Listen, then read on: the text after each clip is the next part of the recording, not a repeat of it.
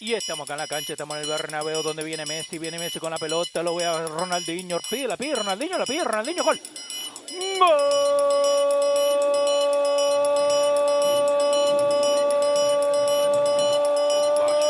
toque de cabeça, olha chance, olha gol, golaço! ¡Qué golazo!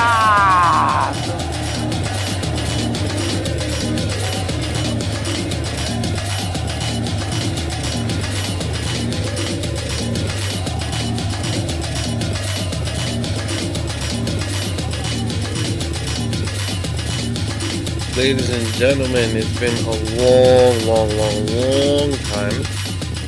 But this week, or this episode, I don't even know what episode we're in. But today, or actually this is pre-recorded, I'm going to let you know. I finally got this week in MLS in, and finally we had a chat. We spoke all about MLS, and that's what you're about to hear right now. Hope you guys enjoyed. Thank you very much. Once again, thank you very much. This week in MLS. All right, ladies and gentlemen, we have this week in MLS here. First of all, give them as many follows as you can, give them as many likes as you can. Because, dude, you got an awesome page. I mean, I'm a huge fan. I love all the stuff that you do. It's fantastic, and it's great. I admire what you do and, you know, the other MLS guys, the MLS pages, because it's fantastic. You guys really are shedding a lot of light, a lot of good, positive light onto this league, because you obviously know, out of all people, there's a lot of, you know, European snobs that are like, oh, MLS is a retirement league, and I'm sure you, out of all people, get just annoyed and tired with it.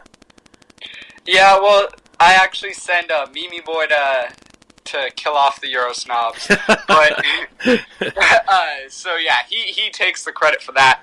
But yeah, I gotta say, the reason why all these pages, including mine, have been successful have been because of the fans. The league, I'd say, has the best fans just because they might not know the most about the sport, but they're the most interested in learning and finding more information and just continuing to grow with the sport, which is why I love doing what I do. Right. Now, let me ask you a question. Why is it that, now, obviously, you know, you were obviously born in the U.S., correct? Yes. Okay, all right. So you obviously being born in the U.S., and soccer, you know, is your sport. Well, on this show we call it football. We don't call it soccer. Yeah. Why is it that the MLS, aside from you being born here and, you know, having easy access to your local teams, why is it that MLS has got your attention, and why is it that you focus on it so much?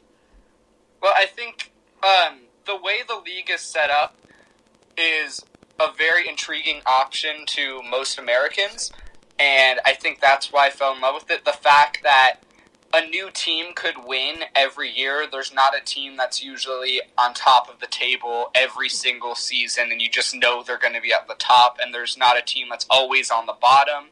Yeah, like we've seen some teams recently, I don't know, stay near the top or stay near the bottom, but that could change any minute. It's all about the strategies that the front offices put into play, who they're able to bring in with the little money they have. And I find that very fascinating. But I also have to say, like, being in America and living in LA, a place that has a rich soccer culture and 2 MLS teams, it's very easy to just fall in love with it just because I love the sport.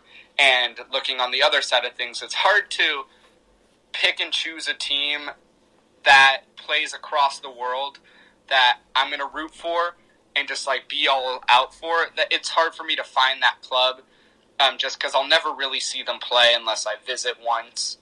But okay. I don't know. I think access is pretty big as well. Right. Now, how many years have you been a fan and have been paying close attention to the MLS? Okay, so the first game I went to was in 2007 with David Beckham. But okay. It was right when he came to America. My grandpa, who is a big European soccer fan, really wanted to see him play, so we went out. But I didn't really fall in love with the league until maybe 2012 with the Robbie Keane, Landon Donovan, David Beckham galaxy. Right. That's when I really started to go all out for the league.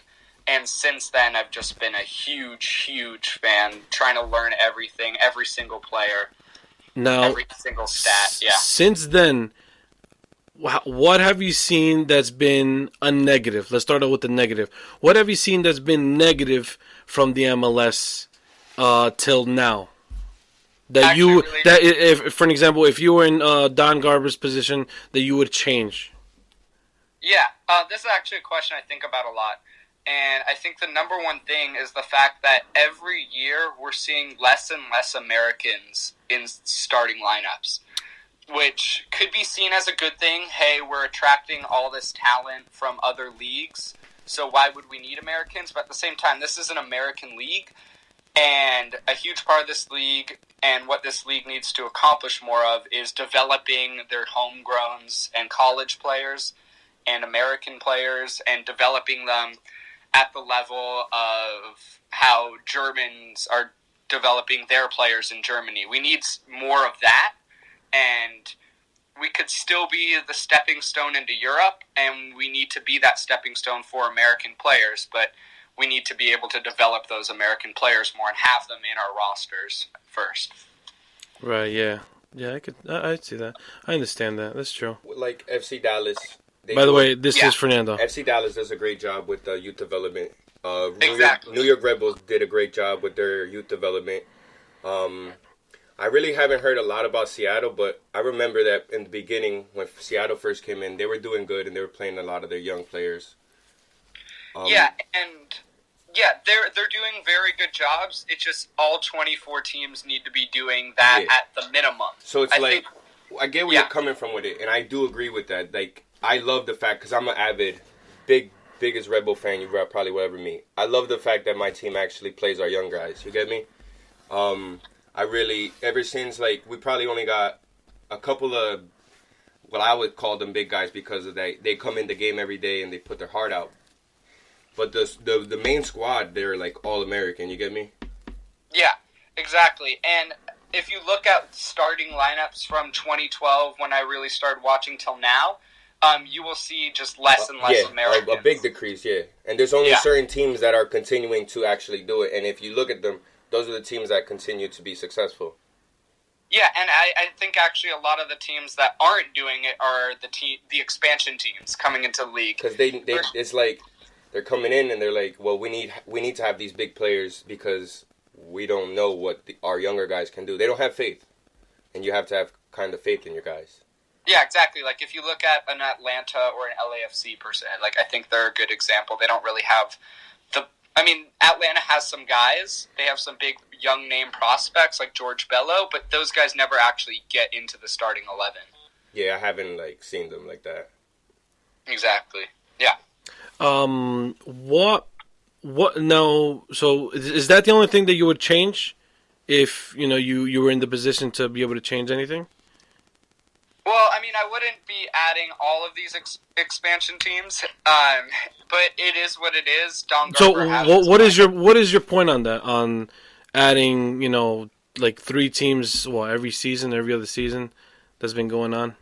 Well, yes. So why wouldn't you add all these teams? So I get the fact that we're trying to be an American league while still being a soccer league, which I think are two different things, as you see what soccer is like in South America. Of course, 100% agree, yeah. And then you look at an American league, the playoffs. Yeah. This league has 30 to 32 teams, and that's what MLS wants to be. But I think they're sacrificing too much the actual, what makes soccer soccer and what makes soccer special. Right. And I think if you just make a 30-team league, it kind of ruins the whole, table part. Mm-hmm. You'd have to establish, divisions that they have in baseball and basketball and football. Right, yeah. And if you really look at those sports, they're not global.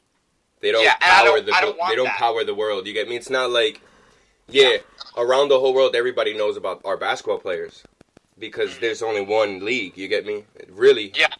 You never hear about these European leagues, and when you do, it's one player and they get bought real quick into the NBA and it's over.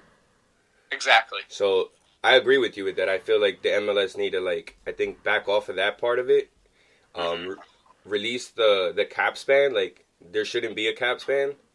Yeah. If a team can't afford a player, then they just can't afford it. And then I understand where the difference is between us and the other leagues is that's why every year, like you had just said, is like every year it's a different team that can win the cup because of the fact that the whole level is the whole field is level. You get me? Everybody has the same chances. Which is why I'm fine with the current roster rules. Obviously, we'd like to see a free market in the league, but at the same time, that could also ruin the league in a way, which is like my whole argument against pro-rel. Even though I want promotion and relegation in the league, I don't see it's possible.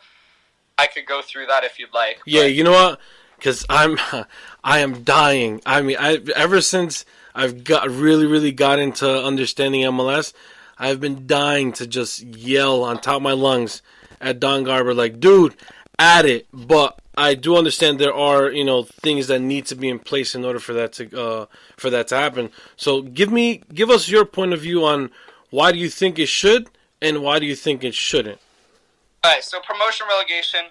First of all, when it comes to the league as what they're striving to be, they're obviously trying to please Americans, not the European audience, but they're sacrificing the Europeans' respect, I guess, which is fine. But at the same time, I would like to see promotion relegation just because, to me, that's what soccer is. Right. We would have to create a second MLS league. I don't think the USL would be a good option to relegate to. Now, how come? Real quick, how come? Just because of, every MLS team has an affiliation with the USL team, so that would just totally destroy the USL. Right, yeah, you're right. So, we can't just have, the Galaxy 2 or New York Red Bulls 2 do well in the USL and then wait, they're in MLS. With that, I get what you're saying, but I would think that that's where you get the development, and then you make its own league, a development league, where you have the U16s all the way to the U23s of that specific teams playing in those certain leagues like the Europeans do. And that's why, and then they play against other countries, and that's why the European soccer is always at the top of its quality, because since they're young, they're already playing against everybody around the world. Oh, yeah. So I feel like that's the disadvantage to us with it. Yeah, also, when it comes to the USL thing, I think the competition in USL is too big of a step down from MLS. Oh, okay. In my opinion, because I feel like if you're on a USL team, you probably can't get on an MLS roster. 99% of the time. Which I don't think is, correct, though. Cause no, sorry. There are some USL players out there right now that deserve a spot on the starting 11 on an MLS team more than some of the players that are on an MLS team. Yeah, I think you can make that case about a lot of people. I just feel like... let me think of it this way. I think a bench player on an MLS team would be like a star player on a USL team. Okay. Yeah, I mean... they'd be like one of the top players on the USL team. But that's not really my argument. Right. So, I think in order for Pro-Rel to work, they would have to keep adding expansion teams for a while, and then just, cut it in half. And have two leagues. Get up to, 32. Right, and then break it in half. Put 12 on the top, and the rest on the bottom. Right. Yeah, that's pretty much what I would do. Actually. No, 12 and 16. It'll be better. Why would you do 12 and then 18 on the Well, I right? would probably do, so if we had 32 teams, I would do 18 on the top and then 14 on the bottom. I think that's the math. Yes, you're right. Yeah, you're right. I would do 18 and 14. Something like that. 20 and 12. I don't know. Okay. Yeah. All right. I can see that. Yeah. But there's a problem with all this, and that's what I want to talk about. Okay. So, I have this written out, so I'm just going to read what I said. Yeah, go ahead. The biggest issue would be abolishing the current roster rules and creating a free market in the league. And this is my summary for why a free market could ruin the league as is. So we talked about the competitive balance, and I think that has to do with ownership the most. Okay. Yeah. In a free market type thing, because in MLS, I think there's the widest gap between the richest owner and the poorest owner. Right. And unfortunately, I think the majority of the owners could probably not financially do well in an open market, because I don't think we have the richest owners out of any sport in MLS. Right. Yeah, I can see that. Yeah, the average MLS owner is financially is definitely a lot lower than any other major pro sport in America. I would imagine. I think it's a problem because when you have the roster rules like we do, it levels the playing field for owners as well, and it makes it a bit more fair because certain owners have maybe like a net worth of $10 billion, and then you got an owner with a net worth of like $500 million. Right, yeah, because then, we would have teams just collapsing left and right. Exactly. I mean, you look at teams, I don't know, teams like LAFC, the Galaxy, New England Revolution, who have a rich owner, they would do fine. Kraft. Yeah, Robert Kraft, like a lot of the NFL owners, like they would be fine. Atlanta would be fine, but then you look at teams with not as wealthy owners like Chicago, FC Cincinnati, Columbus would be fine, but certain teams like that, they would not be able to just have a decent team ever. Market size, I think there's a bigger gap in market size per city in the U.S. versus other countries. Okay. So, basically, all the best players are going to want to go to the big markets. And then when you compare a market like Los Angeles to a place like Denver, Colorado, I think that's a bigger gap. Yeah, definitely. Than when you go to Germany and it's like Dortmund or Munich. Right, like, yeah. The market sizes are all relatively similar, so big name players would like to go to more teams there in like European countries, if you look at England and stuff like that. Yeah. But then in America, like, no one's going to want to play in certain areas. No big name guys. Right, no, of course. Yeah, no, I can definitely see that. Yeah, we already see it now in MLS, but like it would be way worse and to a bigger extent. Oh, of course, hands down. Yeah. Then, kind of like my American players point I said earlier, having a free market means teams can get whoever they want from wherever they want. So why would we have okay American players when you could get literally any player in Europe to come? Right. So we would just have less and less Americans on rosters than we do now, which is already saying a lot. Then we have the NCAA. I think if we established a free market in MLS, there would be no point in going to college to go pro. How many college people do you actually see start? Start very few now. I don't even recall. I remember the Red Bulls picking up a draft pick, and he played in Germany as well, and I don't even remember him playing the field at all, ever. Yeah, and we're seeing less and less NCAA players succeed, but I don't think we should get rid of college as an option to go pro, because it has helped a few players who wouldn't have been able to get a pro contract otherwise. But yeah, obviously, like, college soccer is not the same as it was, and it's getting worse and worse in terms of getting players to the pro. But I think it's still a point I should make in this argument. Right, yeah. No, I see where you're coming from with that. Yeah, and then lastly, the new soccer fans. I doubt the league would be able to gain new soccer fans because some teams will always be set up to be mediocre, and Americans can't handle mediocrity. That's just facts. Right, yeah, no, that's true. That's definitely true. Yeah, a league like the Premier League would not work in America.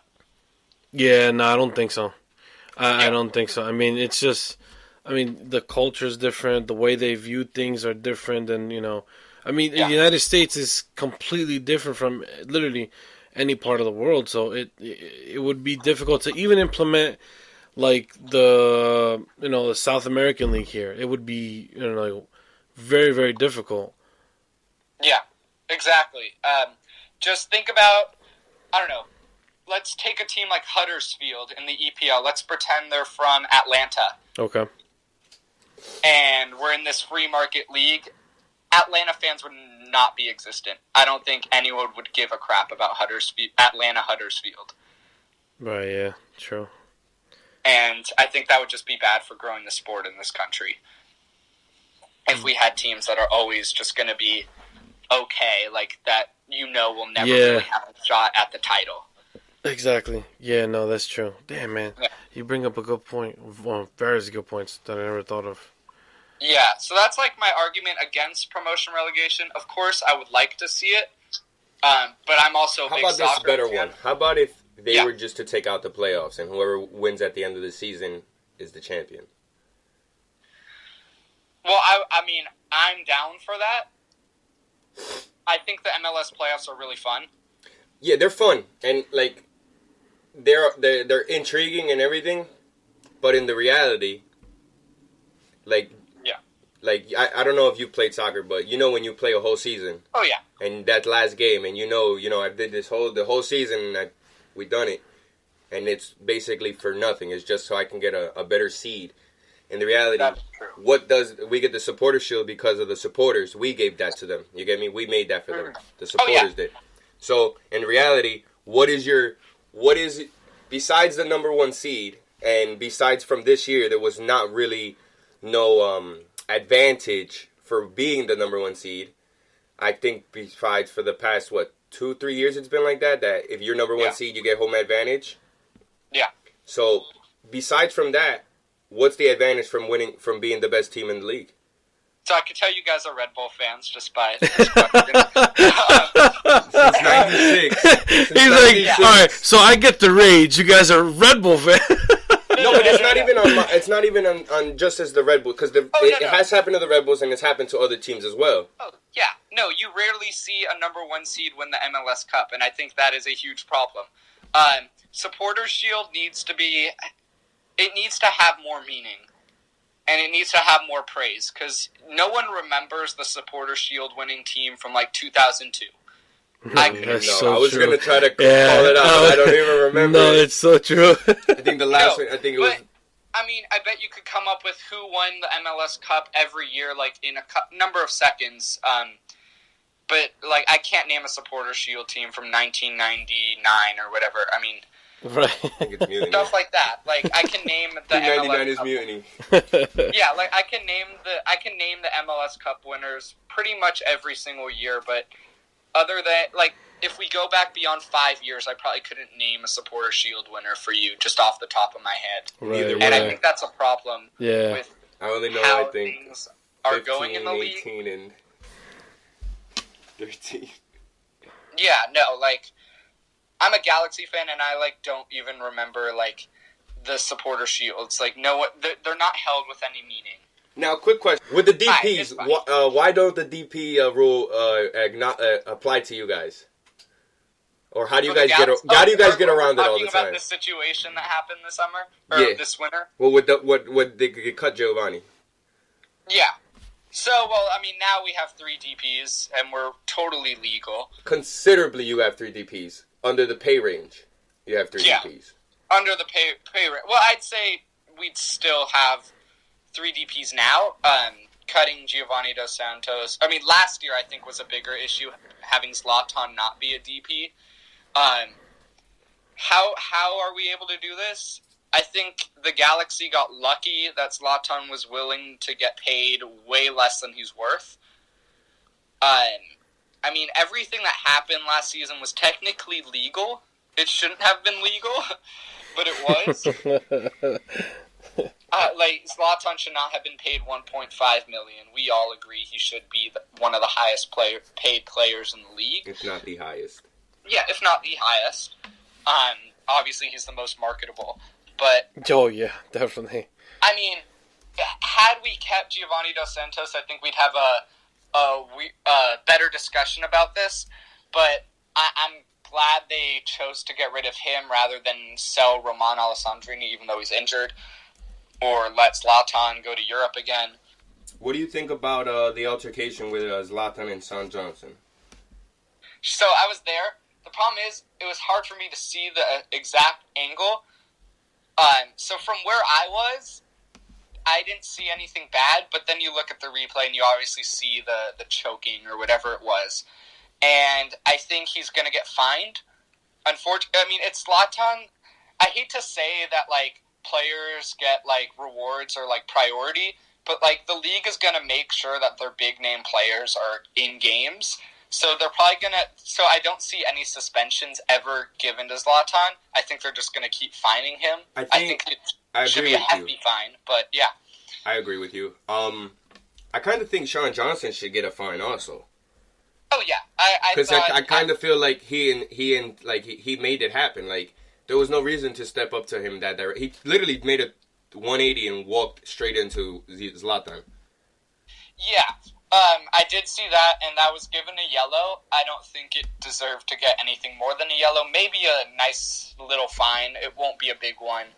I think Zlatan would probably get the larger fine here for reacting. Yeah, for the hands-on thing, but yeah. Yeah, I actually saw that, I think, early this morning. I thought he grabbed him by the pressure point. No, because, at first I saw it, and obviously the camera is zoomed out, you know, at its normal angle. And I saw it, and I was like, that's a weird way to fall. And then it zoomed in, and I saw, from what I saw, was Sean Johnson kind of, like, instigated for Zlatan to react, and then he kind of just pushed Zlatan, and they both fell, and then Sean Johnson pulled a, Neymar and, like, started reacting weird, and I was like, you didn't get hit or anything, so I don't know why you're reacting as if you got smacked in the face. But yeah, I found that weird. That is true.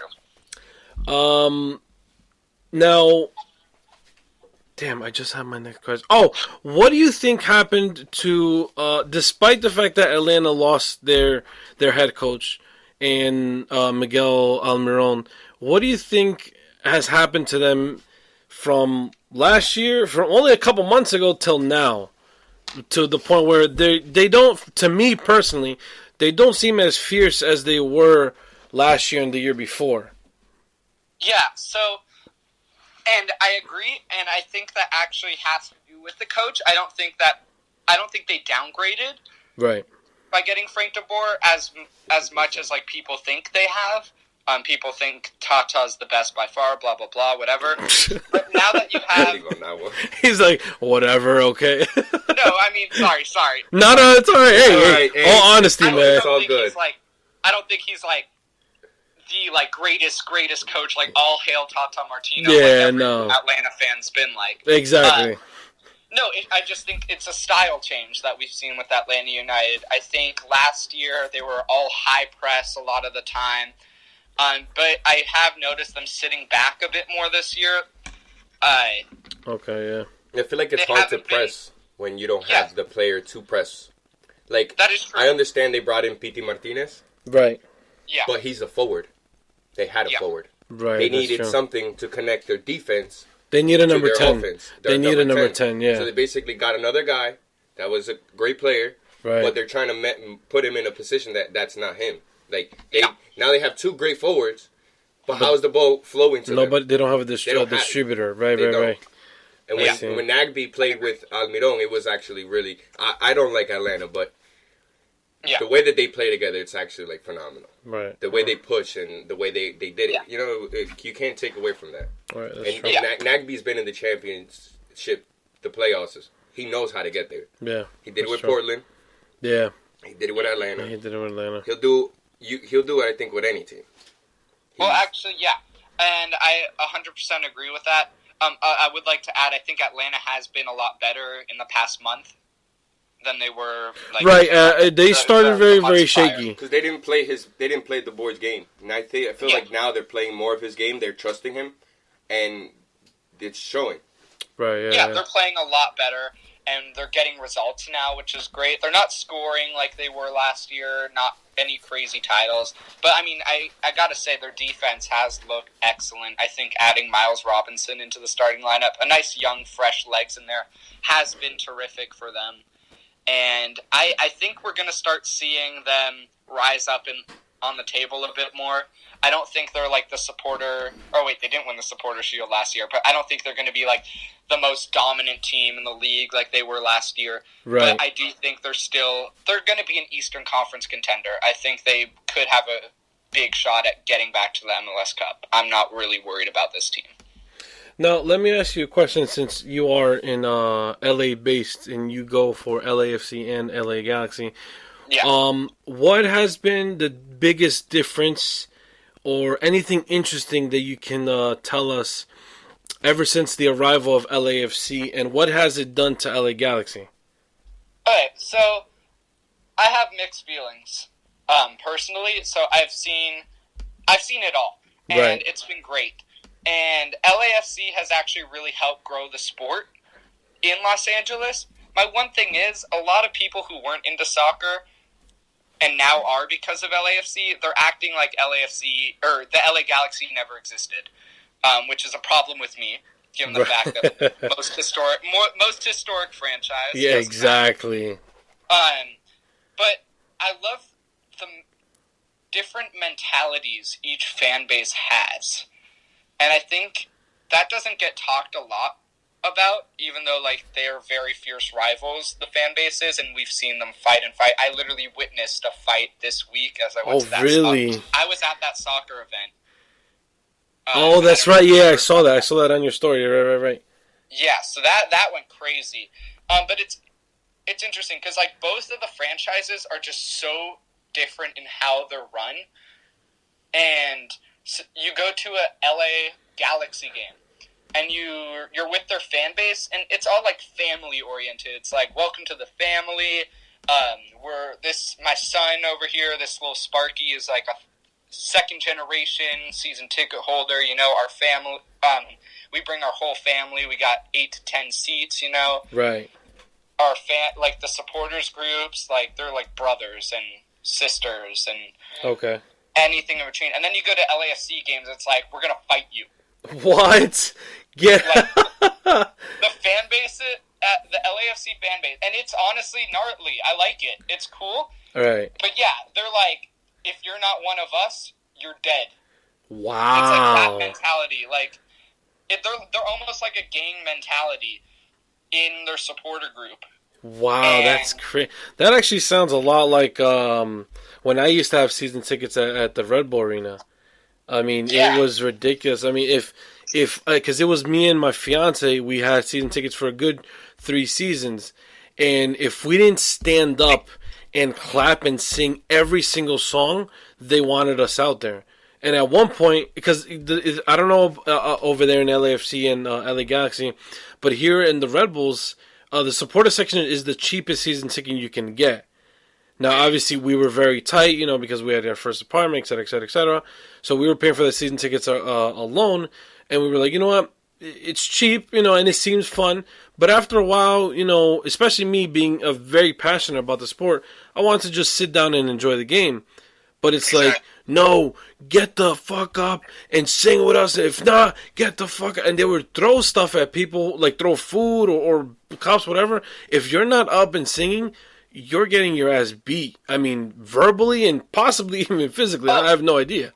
I get those vibes at LAFC games. Yeah, it's like... I don't get those at Galaxy games, and I'm not saying one is better than the other. Right, no, of course not. I think they're both very creative. I think both fan bases are awesome, and I love the support from them. I'm just making a little observation on how they're treated. I think Galaxy fans are a bit more open to talking to other team fans, but like, I would be terrified if I were an away fan at an LAFC game.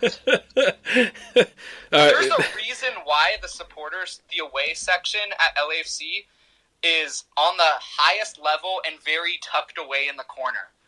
Wow. And then the Galaxy, the away supporter section is really close to the Galaxy one of the Galaxy supporter sections. They're like right on the same area. Wow, that's a big difference. Yeah, I know it's a very difference. small thing, but like small things sometimes add up and they make a big impact. Like, Definitely.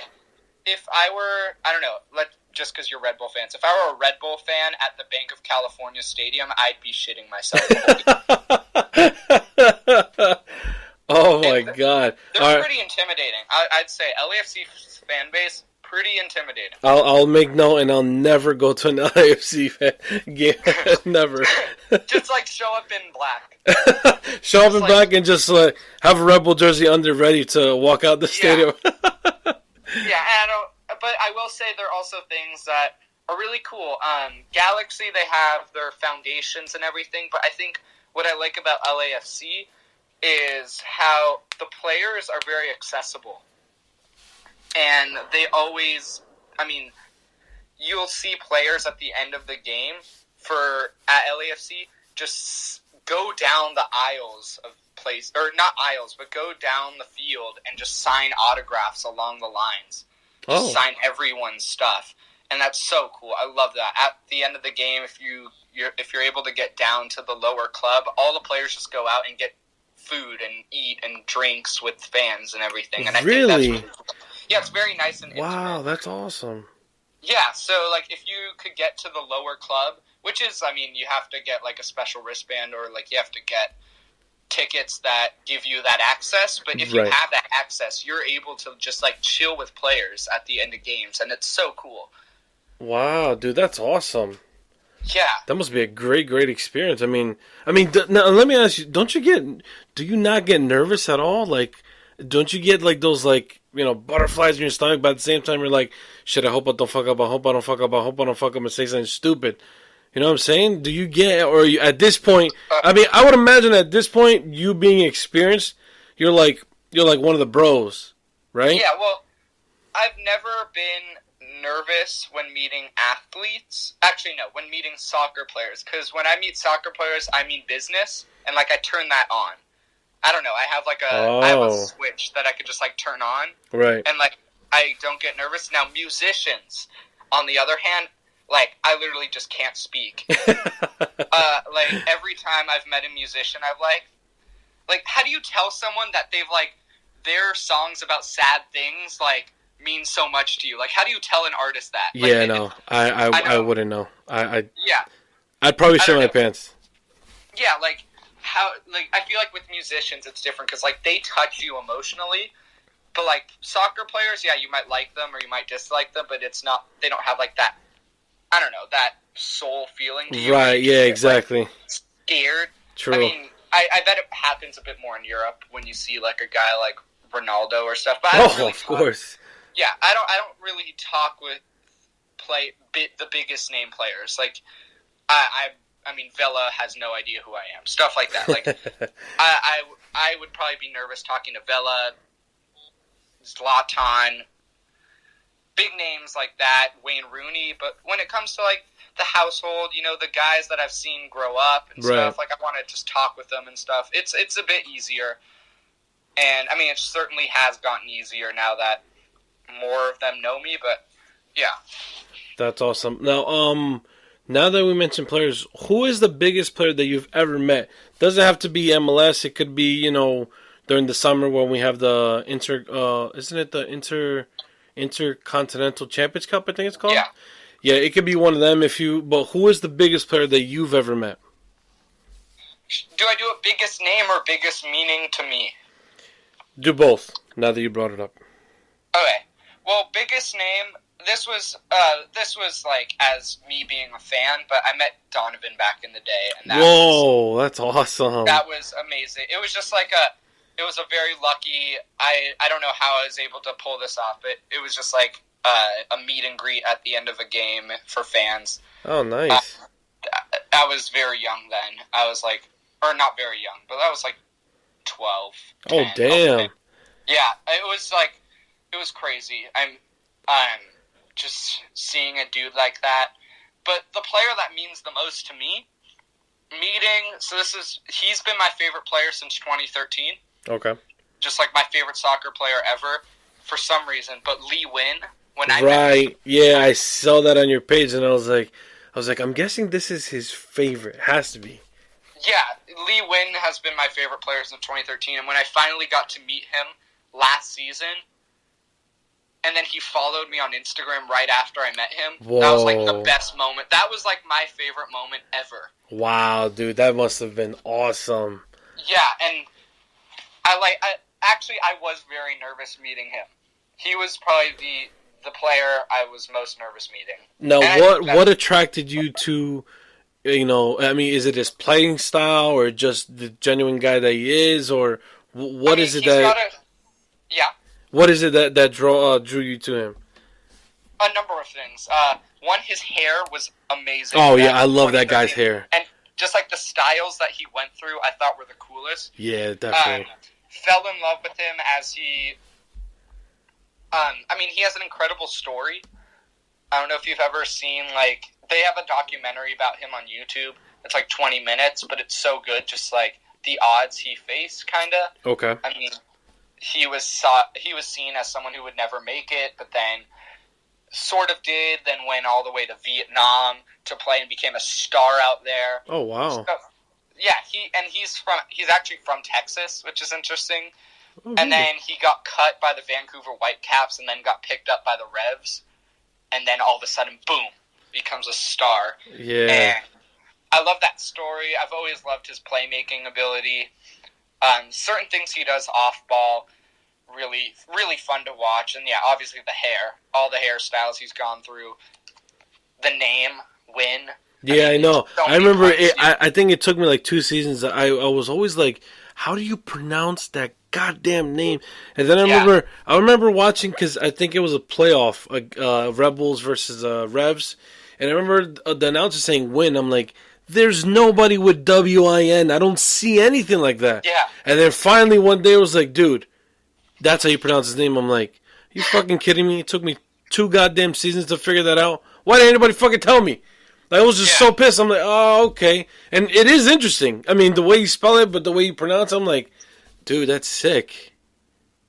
Yeah, I love Lee Win. Just everything about him. I love what he meant to the New England Revolution when they made it to the MLS Cup against the LA Galaxy. Right, yeah, and definitely. Stuff like that. Like, I just love him. There's nothing really more I could say. I just love the dude. Right. Now, to wrap this up, because I don't want to take up too much of your time. We're good? Yeah. Okay. Yeah, we could. Yeah. Okay. With all that you've seen, because you obviously you have experience from 2007. You grew more interest in 2012, right? If I'm not correct. Yeah. So basically from 2012 till 2019 that we're in, what do you see that is good from the MLS that is transitioning into the national team? Ooh, that's a bit rough. Yeah, I know. I know, because we've witnessed a lot of downs more than ups. Yeah, I can't really say that the league has completely helped the USMNT, but I do think the league has helped develop certain names that will be on the U.S. national team going forward. Obviously, more recently, like way more recently. Yeah. Like, if you asked me this question in 2015, I would have no answer. I'd say the league has done nothing for the USMNT. Yeah, I have to agree. But now, when you see guys like Tyler Adams develop, played great in MLS, and now he's playing great in Germany. Right. And he's going to be a huge part of the national team. Players like that, I guess that's the way the league has helped the national team, just by developing those players. And I have to say, the academies are getting better, but I still think there's a big, giant leap that we still haven't gotten to yet. Right. And that we need to take to be a great league at developing players. We have a few names, but we don't have many names. Right. With the national team, now that, we kind of finally woke up with Trinidad freaking knocking us out, where do you see the progress for the next World Cup? Obviously, I mean, I wouldn't rule out the United States for winning a world. I wouldn't rule out any country from winning the World Cup, because there could be a miracle like Leicester City winning the Premier League. So all these miracles happening. But where do you see the progress that this country is working on now in the next World Cup? So I think this is a 2 World Cup project. Okay.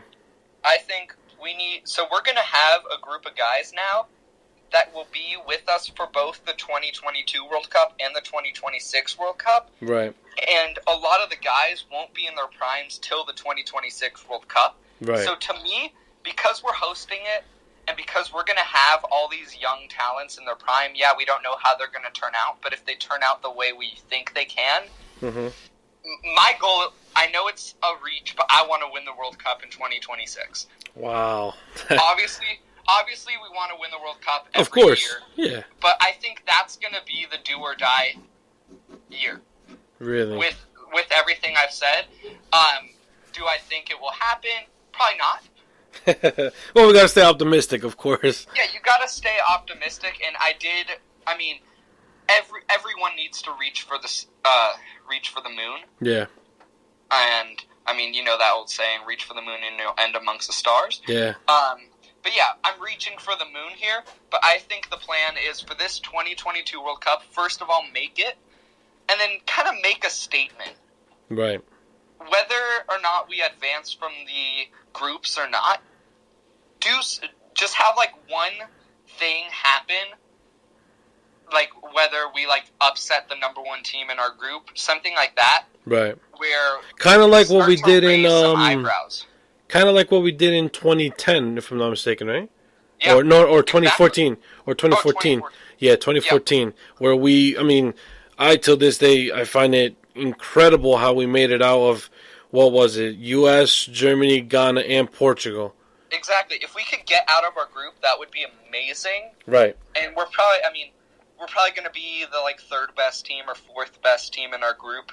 I think that's just how they usually do it. I don't know what the theorem is for creating these groups because I do feel like they make them ahead of time, but or like, you know what I mean? Yeah. Basically, what you're saying is FIFA is a mafia. Yeah, we all get it. We all know that they are a mafia. I mean, I don't know when that shit would end, but yeah, I get you. Yeah, that. they already know the groups for the 2020 or the 2030 World Cup. Like, they already know it. Yeah, of course. It's just a show to put on.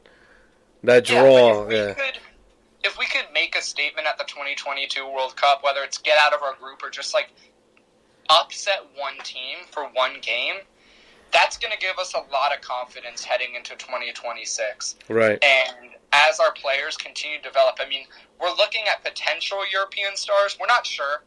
We don't know where Weston McKennie's going to be in 7 years from now. We don't know where Pulisic's going to be 7 years from now. Right. For all we know, they could all be busts. They could all be the wonder kids that never happened. But it doesn't look like that for all of them. No, I honestly, I agree with you. I think, I honestly think that with with the Trinidad loss, I honestly think this country has woken up a lot. And I mean, the stars that we have in Germany, I think they're doing a phenomenal job. And then, I said couple episodes back, that once we lost, it just seemed like there was young U.S. stars just popping up throughout the entire globe. It was like phenomenal. Like, oh, you have some in Germany, you have some in Turkey, you have some in Spain, you have some in England that me personally, I never knew. And it's like, where were they, or where were the coaches seeking them when we really needed them, to make it into the 2018 World Cup? Yeah. And I agree with you. I think, I agree with you with, if we do make that statement in 2022, coming home will be fantastic. It'd be really great to, go far as possible and possibly be, lift our first World Cup. Yeah, so wait, think about it this way. I think home teams in World Cups always do better than they should. We look at just Russia this past World Cup. They outperformed expectations for sure. So imagine if we're already a top 16 or round of 16 team. Right. Develop 4 more years, and we're the home team. Yeah, definitely. That could be huge for the U.S. But yeah, let's get to the 2022 World Cup. Hopefully get out of our group, and then I think we're in a great position if those players that are with us in the 2022 World Cup just continue to get better and better like they're supposed to do. Right. Yeah, Yeah. no, I completely agree with you. Yeah, I mean it's exciting. I mean I feel like as a U.S. fan, I feel more excited now than I've ever been Oh because yeah. we have guys in all these guys in Germany. I mean, it's impressive. Honestly, it's impressive, and it's like, wow, it gives us real hope. Not like I mean, no disrespect to the older guys like Dempsey and Altidore and all these guys. Don't get me wrong; they've done what they had to do. They did the best that they could. It's I feel like the coaches that called them up asked them to do a little bit too much, and it was like kind of overdue. You know what I'm saying? Yeah. I felt like it was time. Like, all right, we got to move on, and we got to look at our younger players. Kind of like what Joachim Löw, the German head coach, what he did. He was like, Oh, yeah. okay, Boateng, you did what you did. Now we got to move on. Mueller, you did what you did, and I forget the other guy. You did what you did. We got to move on to the young guys. And I feel like it's not really because me personally, I don't know if you agree with me, that a lot of U.S. fans they blame the players. But if you really think about it, who's in charge of calling these players? It's the coaches, right? I mean, the coaches, they call these players, and it's like, dude, they're 30, 33, 34, and they're doing everything they can for that shirt, for that country. But they age, especially MLS is growing. And it's growing physically. I mean, I'm pretty sure it's growing very physically. And the I players, love that. yeah, exactly. It's fantastic. But the older players, they can't really do much for the national team if they're playing in a growing league that's very physical. And then you show up to the national team and you're kind of tired. You got to get those fresh legs out there. You know what I'm saying? I definitely agree with everything you just said, and it's tough because It you is want to tough. hang on to a player as long as you can. Right. A guy, I mean, we hung on to Clint Dempsey literally until his legs couldn't go or his heart couldn't beat anymore. Exactly. So I don't know, but I mean, I'd like to thank the past generation because they are the ones who probably inspired a lot of these young kids. 100%. And as much as I hated not making the 2018 World Cup, I'm kind of thankful Right, exactly. that we didn't, in a weird way. Definitely. Just because I feel like we're never going to let what happened again. Like, we're not going to let what happened in 2018 ever happen again. Yeah, no. I mean, I think it was such a humiliation to us that it's like we can never ever let that happen to us again. I mean, it probably won't happen for another 100 years, or we won't be even here to see that happen. But I don't think it would ever happen. If anything, it's just success we see from here on out. Yeah. And, yeah, I think that's all I really have to touch on that national team squad. Real quick, before we end this up, Gold Cup. What do you see happening? What do I see happening? So I am not the biggest fan of the Gold Cup. I mean, it's a fun tournament or whatever. It's just you never really have the best competition. That's true. And, I mean, neither U.S., Mexico, they don't really call up their number one guys. So it is fun to see some guys who don't usually get a shot to get that shot. I'm interested in the Women's World Cup this round. Oh, yeah. Or this year. Definitely. More than the Gold Cup. I don't know. You can't really predict who's going to win it just because we don't know who's going to be on those rosters. You can't just predict, obviously, because Pulisic, McKennie, you got those guys. But, those guys probably aren't even going to be on the Gold Cup squad. We don't know. Right. So Gold Cup's not my favorite tournament. I can't really predict a winner because, I don't know.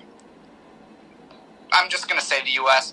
just because I love the U.S. and that's my team. But, there's nothing more I can really add. We don't know the squads yet or anything. We don't know it. I don't know. I feel like coaches are more experimental during that time with the way they play games, their tactics, each and every game.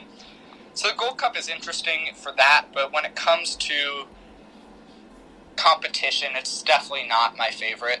I agree. Yeah, because I mean, it's always been either U.S. or Mexico. Jamaica pops up once in a while. Costa Rica pops up once in a while, and then that's pretty much it. I mean, it's not like the Euro Cup or the Copa America where it's like you really don't know what's gonna happen. Like it's kind of like shit in your pants. And after that Copa America in 2016, I think the U.S. should be involved in it all the time. Obviously, it's not their choice. If we want real competition every 2 years, we'd be in the Copa America. Yeah, I agreed 100%. Yeah, tell me 2016 Copa America Centenario wasn't like the most fun tournament Oh ever. my lord, yeah, it really was. Like- Especially, I mean, being in the country, it just gives you that extra spice. But Exactly. it was really really fun, And to the US merge. came in fourth. The Yeah, US that's came in right. fourth. That's right. Yeah, yeah. So that was actually a really good stepping stone. But then they had those complications in 2018. But Yeah. well, Eli. It's- Oh no, yeah. go ahead. Well, one thing I wanted to bring up just about the 2018 World Cup cycle. Yeah. I knew the U.S. was not going to make... I didn't think they were not going to make it, but I knew it wouldn't end well, per se, Right. when we lost a very early on game against Guatemala. Oh, that's right. That 2016 game, or 2015 it could have been. Yeah. It was a very early on in the cycle. We just had to play Guatemala. Right. This Yeah. was with Jurgen Klinsmann. And he Uh-huh. starts Mix Diskerud. He plays Jeff Cameron as like a center midfielder. And I saw That's that game. right. Yeah. And then we yeah. ended up losing that. And I'm like, this is not going to end well. I didn't know what I was saying. I didn't know what exactly I was thinking when I said this is not going to end well. But like, I feel like you could trace all of that happened in 2018 back to that one game. And I think that's where we lost our World Cup spot. Yeah, dude, you're right. Shit, I didn't even remember that until now. That's when everything went crazy. I think all the problems started to happening. We saw Jurgen leave or get fired, and then Bruce get hired. Like, I can't really blame Bruce. Obviously, it's everyone's fault. But Yeah, but I mean, you can't really expect Bruce to come in and wave a goddamn wand and be like, all right, everything's fine again. We're a World Cup winning team. Like, you can't just expect that to happen. And yeah, exactly what you said. I just feel like there's a lot of mental problems that happened after that game. And I Right. think there's a mentality that the U.S. takes, which is just totally toxic and not good. Right. Just thinking, oh yeah, we're going to play on this shitty field out in Guatemala. It's definitely not like our fields, but like we're just going to have to play on it, and we're just going to have to be careful. Like, stuff like that mentality is stupid and it's bullshit, and it's that type of mentality's got to stop, and I think we've seen that for generations and generations of U.S. players. I mean, we see that in Europe, too, when they play maybe some smaller country teams. Yeah. But I think it's just a terrible mentality that the U.S. has taken, and I think that's a lot of why we failed in the U.S. or in the 2018 World Cup. Right. But this generation is different. These young guys are now hungry, very, very hungry to bring that legacy back to where it was. Or I don't even know where it was back then, but just like bring the legacy back and then just push it forward and create something brand new and just rebrand what U.S. soccer is. And that's why I'm excited for this generation. Definitely, yeah, I agree. Because I mean, you can definitely see that there is hunger, there is dedication, there is commitment, and they really, really want to push. They want to really make history with the U.S. They don't want to just, be another team that will be remembered for that 1 year. They want this to really last long, and kind of have a pull of Spain, where Spain won the Euro Cup, then the World Cup, then the Euro Cup, and they were kind of dominant for a long time. Yeah, I can see that hunger with these players coming in, and, trying to do the same thing. Yeah, definitely. These guys, and I think what's helped with this is not just the fact that we lost the World Cup, or we lost our spot in the World Cup, but the fact that these players, these young players, they have to prove themselves at the club level, too. Yeah, oh, of course. So at this point in their careers, it's all about just, like, becoming known and getting that roster spot, getting that spot in the starting 11. Yeah. And these players that are going to Europe are having to fight for their spots. And that's keeping them hungry 365 days of the year. Mm-hmm. And that could only benefit the U.S. national team, as you're going to get those hungry players who are already fighting for their stuff on their club, and now they have to fight for their country. And I think these guys have what it takes to be able to fight for both. and that's why this team is so fun to watch, and it's going to be so fun to watch as they make this run to make the World Cup in 2022. Yeah. I mean, and I definitely think that, like you said, this Gold Cup, they should definitely take advantage and use it, not to win and not to, fight with Mexico because they're rivals, but to use it as an experiment and see where and what should we do in preparation for the qualifications to make it to 2022. Yeah. That's pretty much it for me. Do you have anything else that you would like to add or like to talk about? Thank you guys for having me. I'm wearing the Kenny Seth jersey right now. Hey, nice. Awesome. It's actually my favorite jersey.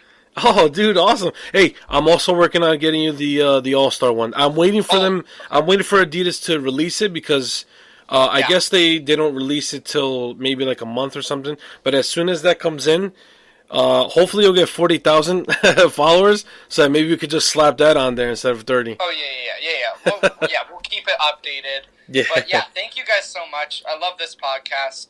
Love what you guys are doing. And yeah, thank you for having me. I'd love to come on again if you need an MLS guy. I don't want to bore you guys with MLS when you guys are talking about Premier League. No, definitely. No, listen, as long as we get to entertain the listeners and actually teach them about MLS, because that's the thing about what I'm doing with this podcast is I'd like to teach, the listeners that there's not just Premier League, there's not just La Liga, there's not just Champions League, there's the CONCACAF Champions League, there's the MLS, there's the J League, there's the Brazilian League. There's a world of football out there that you can really enjoy. And you being an MLS guy, I mean, it's fantastic for the show. You know what I'm saying? You can really teach. I mean, even me, because I'm still learning a little bit, because obviously I'm spread out really thin, learning and keeping up with this league and that league and this player and that player.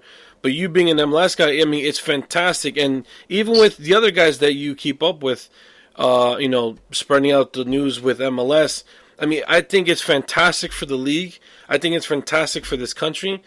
And it's great that you help us learn and keep up with the league so that it's not falling behind and it's just growing with the league itself. You know what I'm saying? Yeah, just love what I do, and I wouldn't trade it in for anything in the world. That's awesome, dude. And listen, not being fake at all, I mean, I truly admire, what you're doing and how you're doing it. Ever since, I followed you and I got in contact with you, I've truly, truly been a fan. Like, I know I do a podcast and you do your own podcast, but I've truly been a fan of what you do. I really, really admire it. I mean, it's really fantastic, and it's something that should be really recognized. Like, if I had, like, a bigger platform to reach out, I mean, you'd be on there right with me, because what you do, to shed light on the league that people make fun of, in other countries and other continents, it's ridiculous. But how you help it grow, and along with the other MLS pages, I mean, it's fantastic, and it's actually beautiful on what you guys do and how you do it. And on top of that, you're not getting paid for this. This is something that you're very passionate about, and it's fantastic. I mean, it deserves recognition. I mean, whoever doesn't admire it and admire you, I mean, fuck them, because they don't know what they're saying, they don't know what they're thinking. But I truly thank you for coming on the show, and I thank you for what you're doing for the league and just for the sport in general. It doesn't even have to be for like Premier League or anything like that, but it's fantastic, and I'm telling you, I'm a huge supporter, and I will continue to support until I stop liking the sport, which will be never, or anything else. But again, thank you for coming on the show. Thank you for having me. Yeah, and I don't get paid, but I kind of treat it like an investment. Right. I want to see what this account could lead me to in the future, I guess. Right. But I wouldn't be where I am today without all of the supporters of every team being super fans of their team and now trying to learn about the league. Shout out to all those guys. They know who they are. Can I give some shout-outs? No, dude, hey, right. This is your floor now. Shout out to Mimi Boy. He kept me motivated. Shout out to MLS News. or Newsy, like we call him. Shout out to MLS Fanbase, Josh, who is coming out with some dope MLS merch. Nice. Which is dope. Shout out to LAFC Universe. Shout out to everyone in the group chat. They know who they are. Shout out to my parents. Shout out to my mom. Happy Mother's Day. Nice. She's probably a bigger fan than I am. Oh, wow. Yes. And that is not an exaggeration. That's awesome. But yeah, shout out to everyone. Shout out to you guys. And yeah, thank you for having me. We're going to give it to Noah_Wagner. Noah_Wagner, congratulations.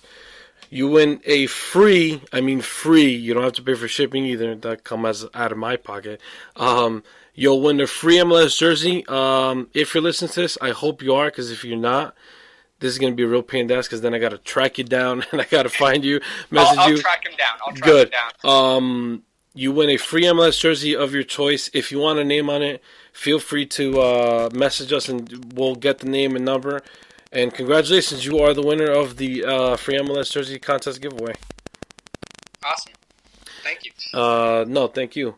And that was the episode with This Week in MLS. Hope you guys enjoyed it as much as I did. I mean, the guy is very, very knowledgeable, very, very smart. He knows his stuff.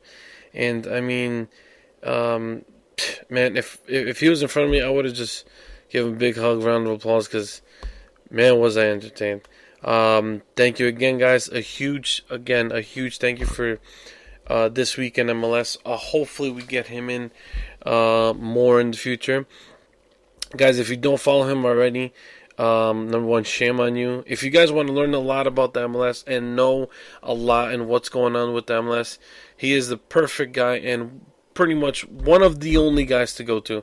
Follow him at This Week in MLS, and let's hope you guys join us May 26th. May 26th is Yard Sale of Champions. It'll be right here in my own backyard. We'll be doing a show with Futbol. We have DTG coming back, and we'll have plenty of MLS jerseys, La Liga jerseys, you name it. Any jersey you want. Thank you again, and take care, guys.